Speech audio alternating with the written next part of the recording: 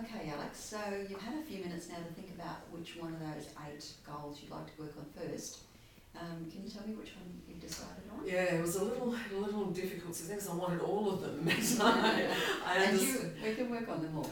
And I understand that, and I think looking at it, and because I seem to mention the time management several times previously, that I think that's probably top of mind for me now. If that's all right for you. Right. So let's work on how you can manage your time better to get time to do the things you want to do, which is play tennis and have time with your partner and time to travel, time on weekends with family. Yeah. Yes, that's exactly right. So the goal is to get that time to do all those things you want to do and make yourself a better person and have a better life. Okay. Can you tell me what you've done already about getting a handle on that? Yeah, I think I mentioned to you in our first meeting that I had started just diarising a little bit of time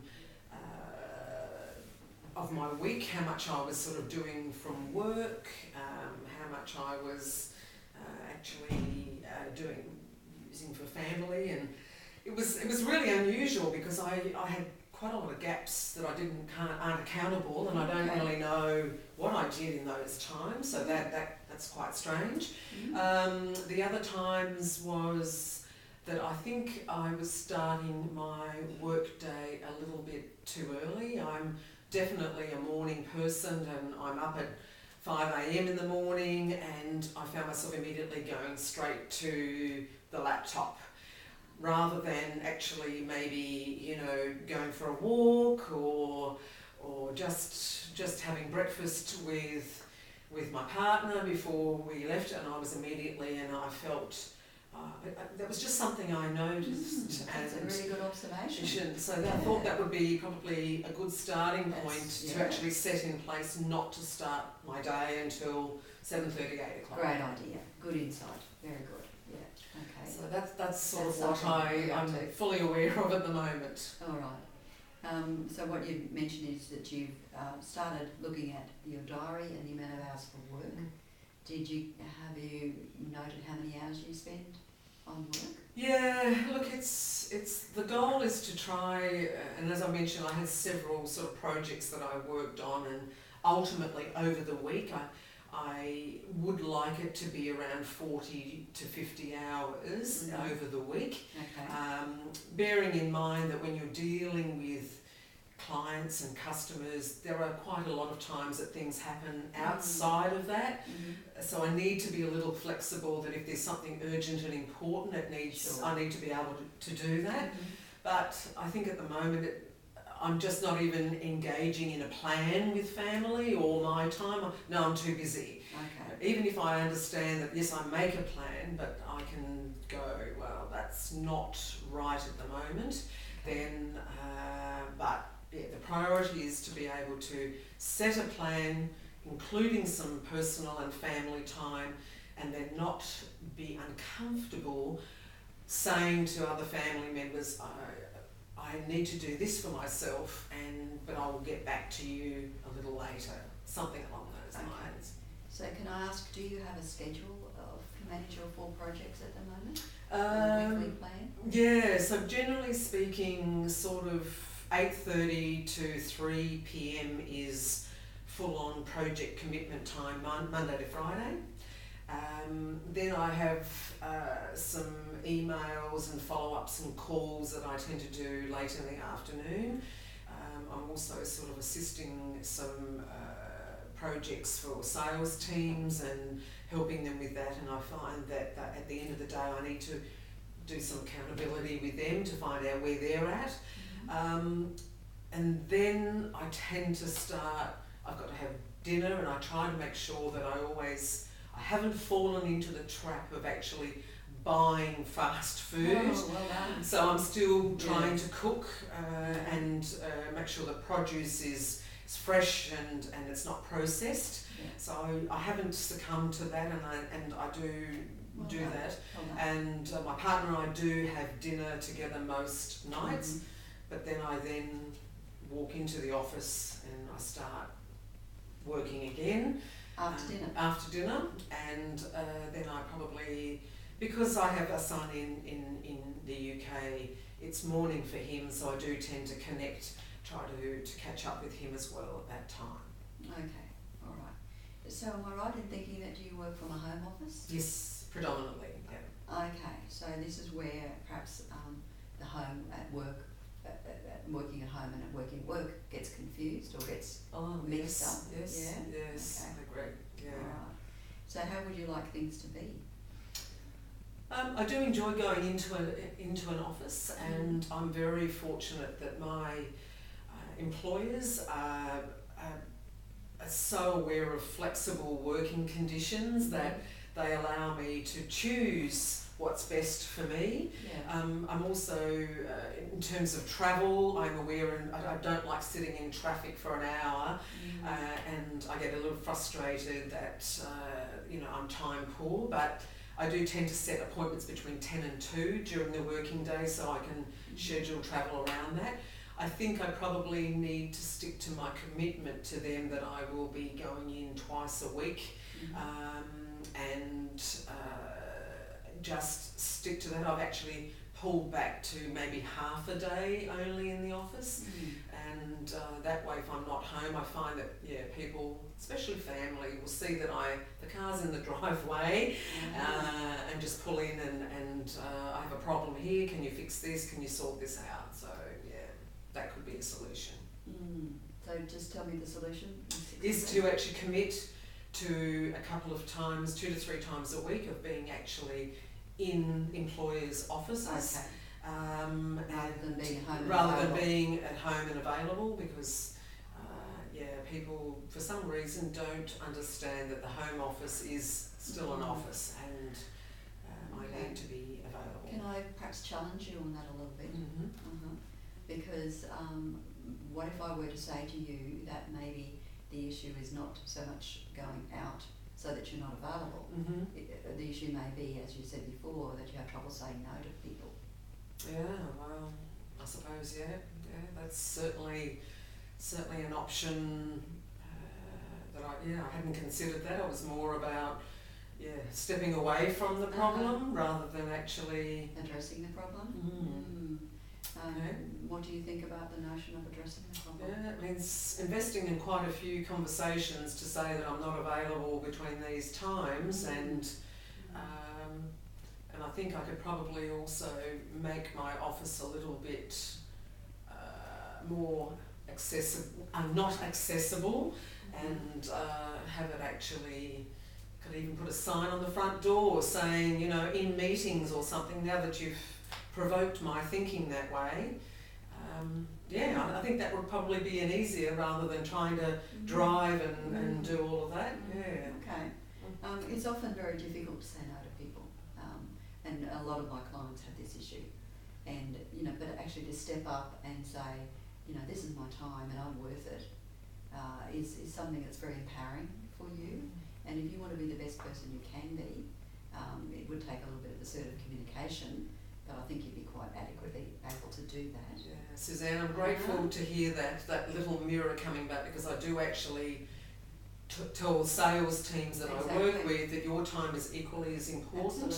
Absolutely. So just don't, I suppose, sacrifice yourself for others as well. So yes, I'm hearing you loud and clear now. All right, Alex, just in terms of your work then, you've identified that in the morning something you can do is not jump in at 5 o'clock to work, but actually go and have a walk or have a breakfast with your partner. And you've identified that during the day you could actually tell the family that you're not available, and between certain hours, and it's just not proper to call in on you. Is that right? Okay. Now is there a problem after dinner potentially? Or is that okay with you to go in after dinner and talk to your son, which is fine? But do you get dragged into work at that stage too? I have been, although I'm still reasonably good at, I did set myself a boundary that I would not have any work discussions in any capacity after 7 o'clock at night. Right. Because I found in previous roles that I had that weren't as flexible as this, is that it really did encroach, and people wanted responses. I need this by tonight and I need this happening. And I found that I was agitated going to sleep, and I couldn't actually rest, and I was awake all night thinking about it. So I have been very good at setting that boundary, Great. but a couple of times I have noticed that because I need to achieve things, but I still am fairly good with that parameter.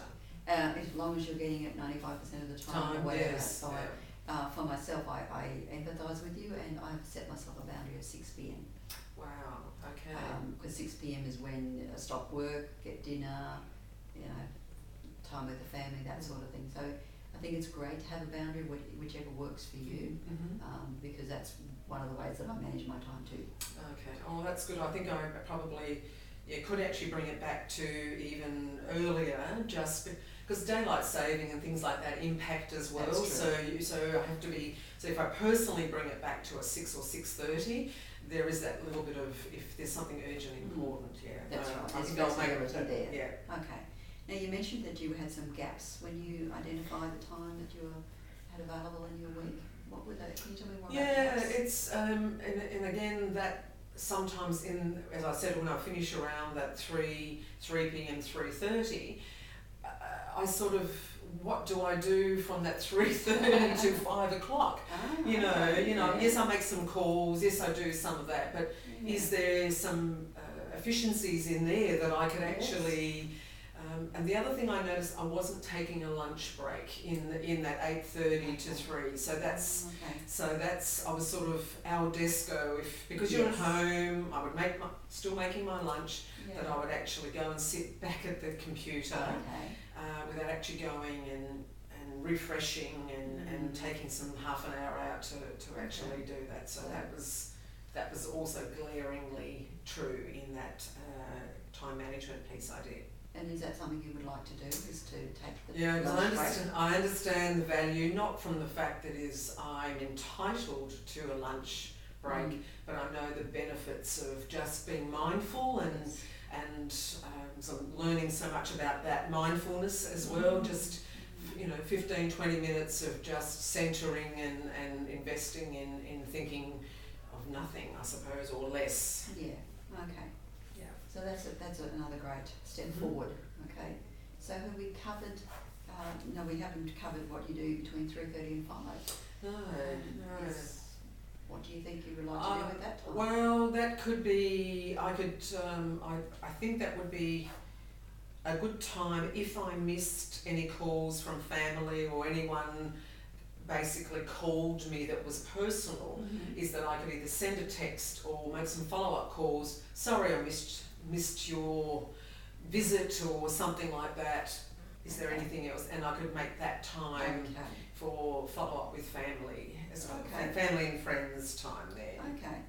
And that would be something that you would set in place when you're talking to your family about doing, not dropping in on you between 8:30 to 3. Yes. But you would be available from 3:30 to 5. Yes, yeah, exactly. So you could use that time for family type of activities.